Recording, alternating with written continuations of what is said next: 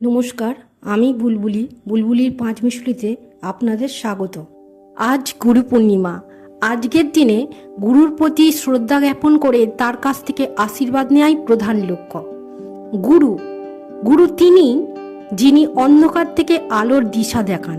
তাই বলা হয়ে থাকে, গুরু বিনা জ্ঞান নেহি, গুরু বিনা জ্ঞান অন্ধিয়ারা, গুরু বিনা সদ্গতি নেহি। তাই গুরুকে মহান মানা হয়ে থাকে। ভারতীয় সংস্কৃতিতে নিরাকার শিবকে প্রথম গুরু বা আদি গুরু রূপে বিবেচনা করা হয়ে থাকে।